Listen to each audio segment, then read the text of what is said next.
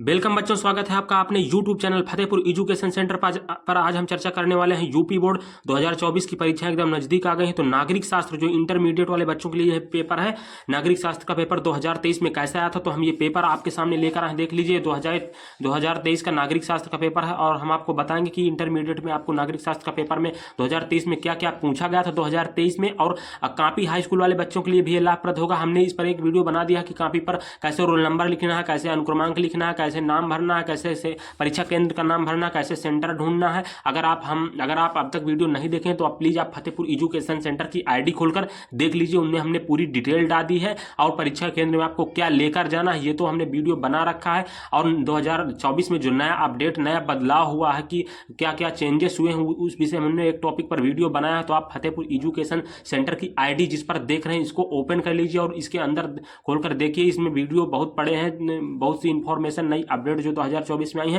तो चलो हम बिना आपका समय वेस्ट किए हुए शुरू करते हैं कि नागरिक शास्त्र का पेपर 2024-23 में क्या क्या पूछा गया था। उसमें हम पूरी तरीके से आपको दिखाएंगे कैसा पेपर आता है, कितने नंबर का आता है और कैसे क्वेश्चन आते हैं। तो आप बिल्कुल, मैं आशा करता हूं कि आप अच्छी प्रकार से तैयारी कर रहे हैं, घर में अच्छी प्रकार से पढ़ रहे हैं और अच्छी प्रकार से पढ़ते होंगे। अगर अब भी समय है, अगर आप अच्छी प्रकार से नहीं पढ़ रहे हैं, मैंने तो उम्मीद करता हूं आपसे कि आप पढ़ ही रहे होंगे अच्छी प्रकार से। क्योंकि देखिए बेटा, जब आपका रिजल्ट आएगा तो लोग मतलब आपको अपने माता पिता का सर नहीं झुकाना है, मतलब सर नहीं झुकने देना है, ठीक है, लड़कों के सामने। क्योंकि माता पिता ने अपनी जो पूरी प्रोसेस एक माता पिता की होती है, एक अथॉरिटी होती है कि वो पैसे देते हैं आपको पढ़ने के लिए। आप जितने पैसे की डिमांड करते हो समय पर आपको पैसे देते हैं। तो आपका भी एक कर्तव्य बनता है कि आप अच्छे से अच्छे नंबर लेकर आओ अन्य लड़कों की तरह, ताकि उनको किसी के सामने नीचा ना कोई दिखा सके। उनको किसी के सामने ये ना सुनना पड़े कि उनके लड़के के नंबर अन्य लड़कों की अपेक्षा बहुत कम आए हैं। ठीक है बेटा, तो हम चलो शुरू करते हैं। प्लीज़ आपसे हाथ जोड़कर मेरी रिक्वेस्ट है बेटा कि आप चैनल को जरूर सब्सक्राइब कर दें और अपने मित्रों को भी शेयर कर दें। हाथ जोड़ते हैं आपसे कि एक बार चैनल को जरूर सब्सक्राइब कर दें ताकि हमारा उत्साह न टूटे। तो देखो, नागरिक शास्त्र 2023 में क्या पूछा गया था। देखो, सर्वप्रथम देखिए, नागरिक शास्त्र 2023 का इंटरमीडिएट का पेपर है। आप देख रहे हैं यहाँ पर नागरिक शास्त्र ये सब्जेक्ट है और ये 2023 का, ठीक है।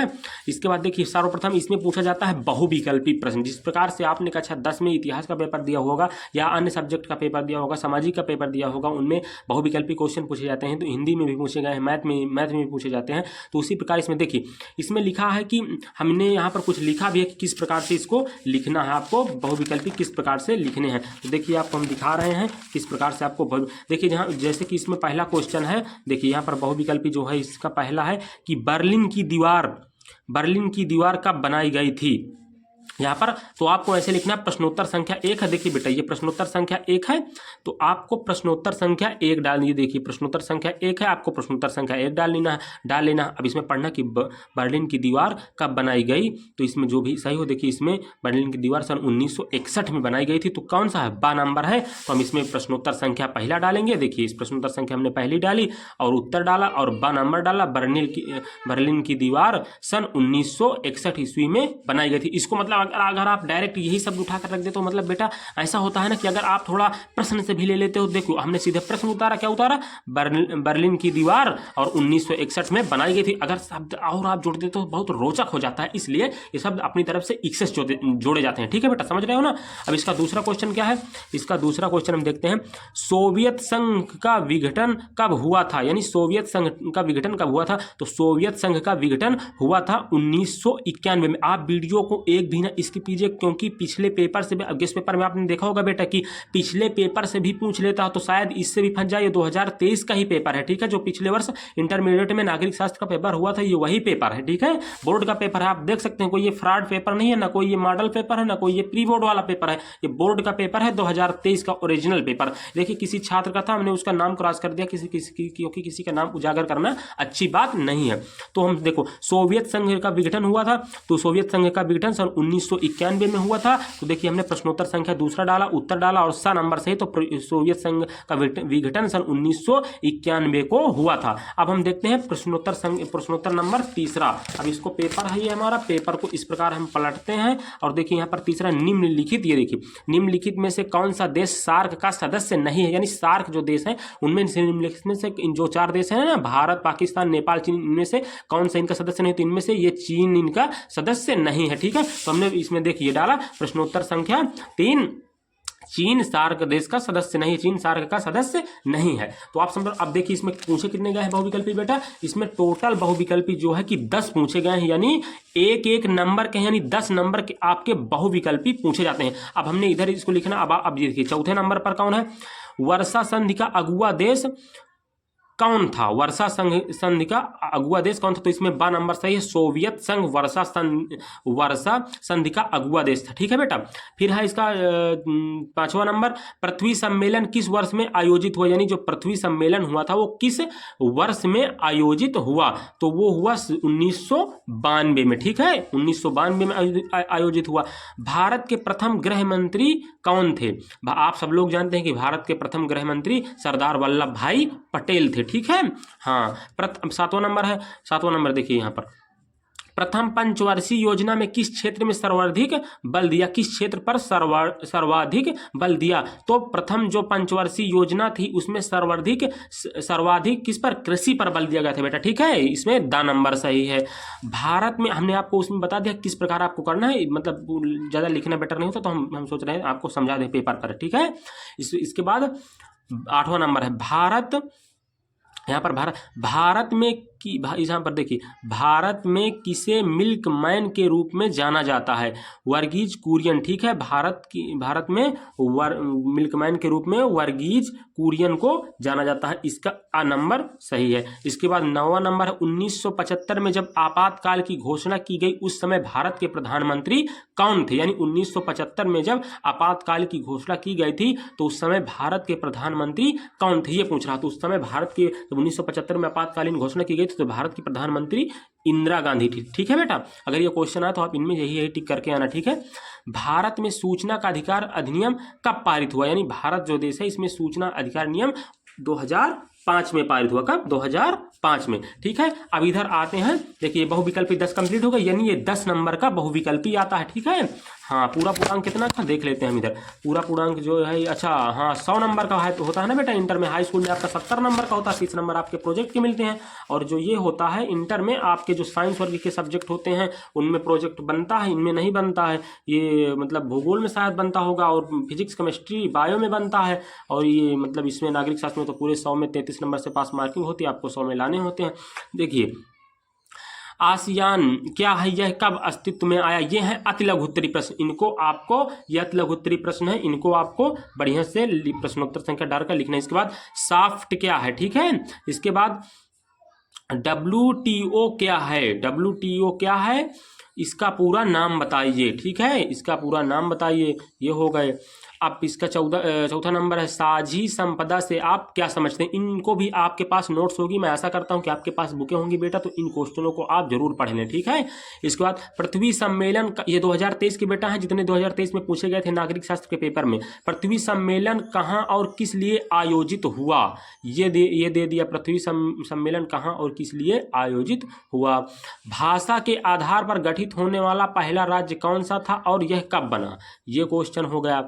इसके बाद आता है 17 नंबर, कब और किन दो देशों के बीच पंचशील समझौते पर हस्ताक्षर हुए, ये हो गया 17 नंबर। अब 18 नंबर आता है, 1975 में आपातकालीन घोषणा के समय भारत के राष्ट्रपति कौन थे। देखिए वहां पर पूछ रहा था बेटा कि प्रधानमंत्री कौन थे, तो आपने प्रधानमंत्री में वहां पर टिक किया।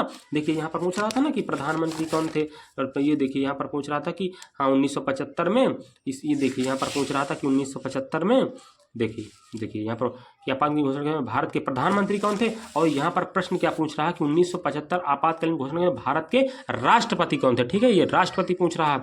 मंडल आयोग का संबंध समाज के किस वर्ग में है, हाँ ये देखिए मंडल आयोग का समाज के, तो आप पढ़ लीजिए इनको बहुत बेहतरीन तरीके से अच्छी प्रकार से। इसके बाद देखिए गठबंधन सरकार से क्या आशय है, जो गठबंधन यानी जो कि दो सरकारों का मेल होकर संधि होकर एक सरकार तैयार की जाती है, एक मतलब गठन तैयार किया जाता है, तो गठबंधन कहलाता है। तो इससे आपका क्या आशय है, आपको समझाना है, आपको संतुष्ट करना है, इस विषय में टिप्पणी करनी है। तो देखिए ये हो गया। अब इसके बाद आते हैं लघु उत्तरी, क्या हो गया, अति लघु उत्तरी हो गया। अब लघु उत्तरी आ गए, श्रीलंका में जाति संघर्ष क्या था, इसका समाधान कैसे निकला, ये देखिए ये श्रीलंका में जातीय संघर्ष क्या था, इसका समाधान कैसे निकला, आपको इस पर टिप्पणी करनी है। टिप्पणी का मतलब इस पर उत्तर लिखना है, यानी इसको समझाना है, इसको अच्छी प्रकार से विस्तृत रूप से आपको लिखना है। शॉक थेरेपी क्या है, संक्षेप में बताइए। आपको ये क्वेश्चन बताना है, आप अपनी नोट्स में पढ़ लीजिएगा, आपके पास नोट्सों में। साझी परंतु अलग अलग जिम्मेदारियों की अवधारणा किस क्षेत्र से संबंधित है, इसकी व्याख्या कीजिए। यानी साझी परंतु अलग अलग जिम्मेदारियों की जो एक अवधारणा होती है, इस पर आपको टिप्पणी करना है, व्याख्या करना है, इसको आपको अच्छी प्रकार से लिखना है। तो ये हो गया।